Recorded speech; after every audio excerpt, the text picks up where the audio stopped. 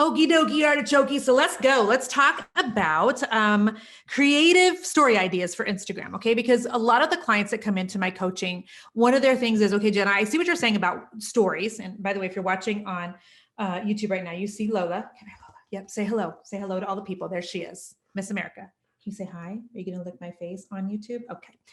But the thing is, a lot of people like struggle with getting ideas and they struggle with being creative on their stories. So my hope is that during this podcast, I'll give you some ideas and help make that easier for you. Okay. So I'm going to give you 3 points here, 3 things you can do for your own stories. We're going to tell Lola, you guys sit down. Mom will be done in a minute. Okay. Okay. Be a good girl.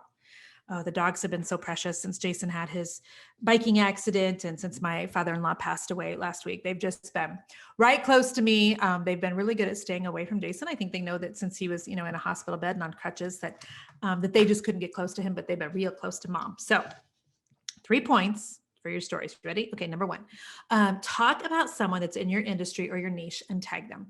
And why is this good? Well, because essentially if that person sees it, perhaps they'll do a repost, and that's always good. That's how you can get in your name, your business account on Instagram in front of a whole new crowd of people. And so, so there's that, like, for instance, let me give you a good, for instance. Okay. So my friend Blake from the girl named Blake on Instagram, she tagged Candace Cameron, I can never say her name. Is it Burre? Is it Burr? Who even knows? She tagged Candace on an Instagram story about a post that Candace had done. And Candace saw it. Candace, sent her a DM and was like, responded back to her and said, thanks for that. And then my friend Blake said something to her. And then somehow Candace ended up on Blake's podcast, which is called The Crappy Christian. It's fabulous. And then that story basically went out on all these major news publications. And so I don't have to even tell you what the story is about. The whole point is a tag on stories is a great way to get the attention of people who you enjoy their content. They have a bigger crowd than you, etc. Today, I did a picture on my own Instagram stories of me with Sarah Jakes Roberts 2 years ago today when I was at Sarah's Women Evolve conference.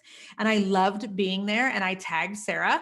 Now, I don't know if she'll see it or not. I don't know if she'll repost or not. So I'm not necessarily, I'm not doing it for that because sometimes that can be manipulation, right? But anytime you're tagging somebody else, even this morning, I tagged Kirkland's. Newsflash, because I'm an over explainer and an oversharer right now. I've got another book coming out next year. Dun, dun, dun, in 2022. So we're pretty excited about it. And Etta V is designing my book cover. So I tagged her on a post today. She just got a line of things in Kirkland's. She's already got a line of things at Potty Burn Kids.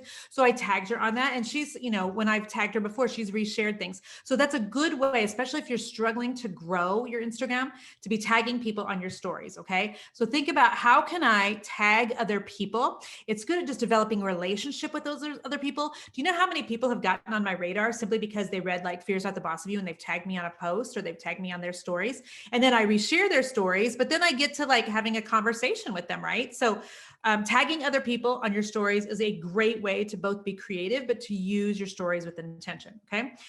Number 2, use Canva templates to do beautiful, professional looking stories. Okay. So I have a tendency to just take pictures of Lola and I, or a selfie in the mirror, and want to post those.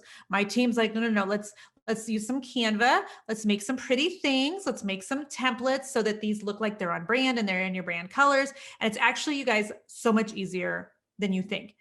I know sometimes it's easy to look at other people's Instagram stories and think that they have, this big team of people working for them, that they have some knowledge about how to make beautiful graphics that you don't. But I promise you that using Canva is super easy. My team and I both love it. Okay. They both love it. And if you follow my stories, you've probably seen a lot of the Canva stories that we've been using lately. So you can talk about your new products. You can talk about things you have for sale, a new podcast episode. You can do inspiring quotes. You can use a background and put a poll on it. Like there's all sorts of things that you can do using Canva for your stories to look clean and beautiful and on brand and pretty and intentional. Does that make sense?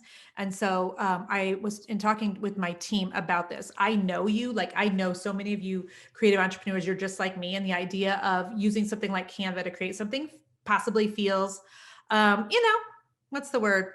Yucky, because you don't want to learn another thing. So I had them put together for you guys 50 templates of Instagram stories. 50 of them. Why 50? Well, because I'm turning 50.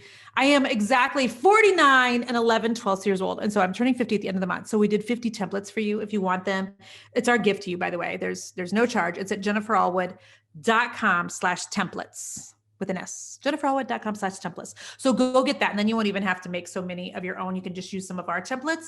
That'll make things easy breezy, mac and cheesy for you. Okay. So that was point number 2. Point number 3 is when you're using your Instagram stories, I want you to use the captions feature. Now, some of you are going to go, huh? What? Okay.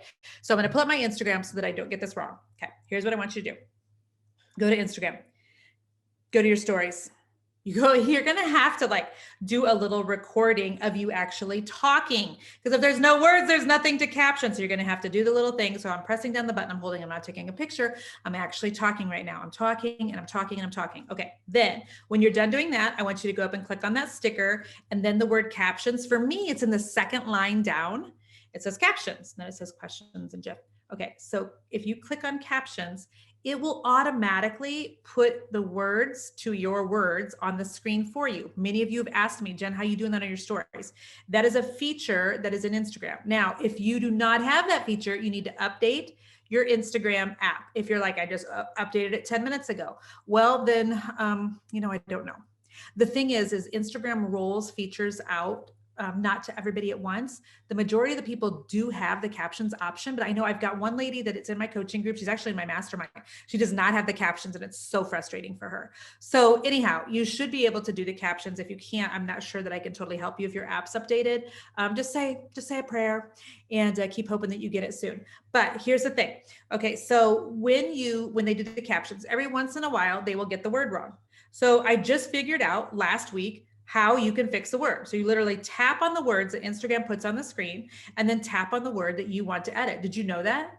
Like, so if you said, I don't know, like Lola's my favorite dog, but they thought that I said Lola's my favorite hog. I don't know. It's a terrible example that I'm literally just pulling out of nowhere right now. And so you don't want to say hog, you want to change it to dog. You literally just click on your words after Instagram puts it on the screen. It'll let you edit it there. Now, the reason the captions are important, okay, I want to go into this so you're not just doing it just to do captions, but there are statistics that say, okay, I'm going to read you the statistic. Only 29% of people say they always play the sound with their stories, meaning another 71% of people are laying in bed at night next to a sleeping baby, a sleeping husband. They are in class and not supposed to be playing anything out loud. They are in church and not supposed to be playing anything out loud. They are in a hospital room and they're not, you know what I mean? Like there are so many people who can't play the words, or they put it down at the very bottom. Do you ever do that? Or does it just mean you hold it up next to your ear? Especially as Jason's been recovering from his hip injury, when he's sleeping or, hopped up on pain pills or muscle relaxers, I don't want to play the volume on things because I'm concerned I'm going to wake him up. So if you're in a place where you have to be quiet and you can't play the words, then you just miss the whole point, right? So 29% of the people say they always have the sound on, 71% don't. You're missing 71% of the people because they can't hear you if you're talking on your stories. So add the captions because it's impossible for people to respond to it. It's impossible for them to, they can't read your lips, the majority of them. So that's why you need to put the words, the captions onto your stories. Does that make sense? So there's your 3 things right there in a nutshell. So tag people, go get jenniferallwood.com/templates and make sure the captions are on your stories. I hope that is helpful to you. I hope that you're using your stories intentionally. I hope that if you're like, I'm still not sure, go watch a bunch of other people's stories. Get excited. Use a variety of things. Try some of the features. You can't break stories. You can't break Instagram, by the way.